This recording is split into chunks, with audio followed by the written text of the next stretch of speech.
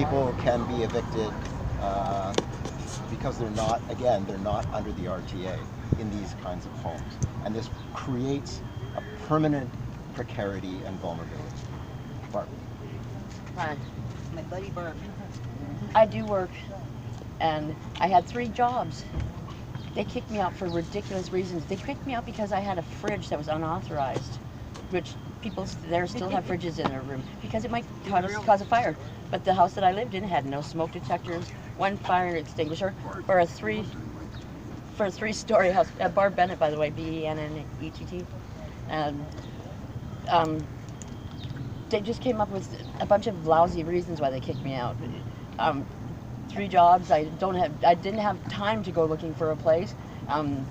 Most people I know that get kicked out of somewhere, they store their stuff for them. Put some people up in hotels and stuff like that. They pick and choose who they want to help and how they want to help. Like somebody, they asked me to move into a house on 140th, which was way smaller than my walk-in closet I had in my house where I was staying.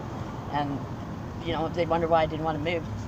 It was a rundown, crappy house, and they wanted me to move out of a nice house where I had a jacuzzi, bathtub, and a walk-in closet. Like, who would give that up?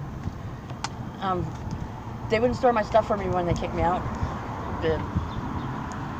You know, and that was one of the reasons for kicking me out, because I had too much stuff. Well, my mom just passed away a couple years ago, and I wasn't getting rid of the stuff that I had of hers. And there's no problem. You can walk anywhere you wanted in my room, but I don't know, the reasons were just ridiculous. Can I just clarify something? So were you living on the strip and then I lived on the strip, found yeah. some housing? No, that Lookout got me housing. Okay, and then you had a job. You said you had 3 jobs. I still have a job. I still Okay. work. I still work 3 jobs. Sometimes actually I've got to pick up a few more since then.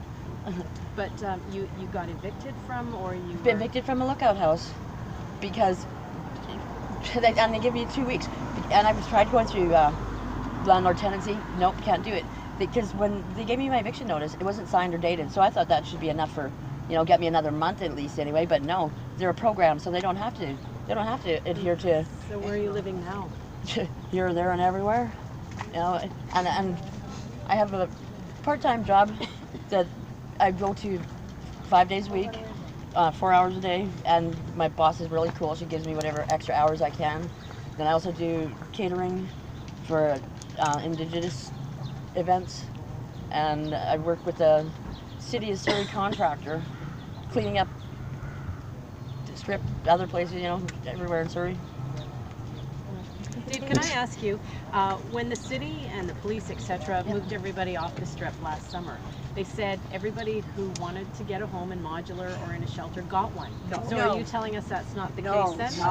Not even close. So this is why we're doing this press conference. Is because the voices of people on the ground never get heard. So not true. If you look at the RCMP press release, and all of the comments from it are all from people in positions of power. So they look out and they see a clean strip with no loitering signs on it, and they say problem taken care of. All they did is remove people from the visibility of the strip behind walls or force them into the bushes. That's all they did. They rendered homelessness invisible, because the mods are not homes, the shelters are not homes, and certainly a tent in the bush is not a home. So this is the problem. And they had promised permanent housing that would come in behind the temporary mods. And that has never been materialized. There's no shovels in the ground.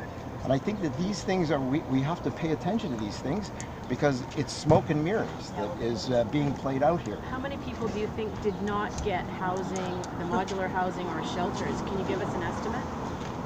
The way to think about that is that the homeless count, the last homeless count in Surrey was 600 people. That's throughout Surrey. Homeless counts are undercounts. So let's say there's over 1,000. They put 160 units in, and they said, problem solved. Hardly the math works out. So we have to understand that what they did is they moved people off the strip. They didn't solve homelessness. They moved people off the strip. And why did they do that? Because there's a massive gentrification plan for this area. And at the same time as the Surrey outreach team was launched, they also finalized the plans, redevelopment plans for Surrey City Centre. And these include towers all along here. And we can see it already happening. Once they moved the people off the strip, then the Legion got right to it, and they're developing 2 towers there. So this is the reason for it. Now, I want to make one more comment, and that is that the RCMP, who formed the Surrey outreach team, and this is a bizarre thing, this has only happened in Surrey, when services that are for people who are in desperate need and in desperate poverty are not health services, housing services, and those kinds of things, but an outreach team of cops with guns. This is what they did. They used this kind of notion of benevolence, of outreach, and of help, and what the sergeant calls an innovative relationship-focused approach. But they did it with cops and by law. It's entirely an enforcement strategy. Police. And so I think this is an interesting thing to watch, and watch how other municipalities is going to replicate it. But what did they do with the Surrey outreach team? They didn't dissolve it. They rolled it into a new program, which is called the Police Mental Health Outreach Team. Yes. And so they are going to use cops in much more a fuller way with mental health outreach. And to talk a little bit about that is Jeff Shantz from the Criminology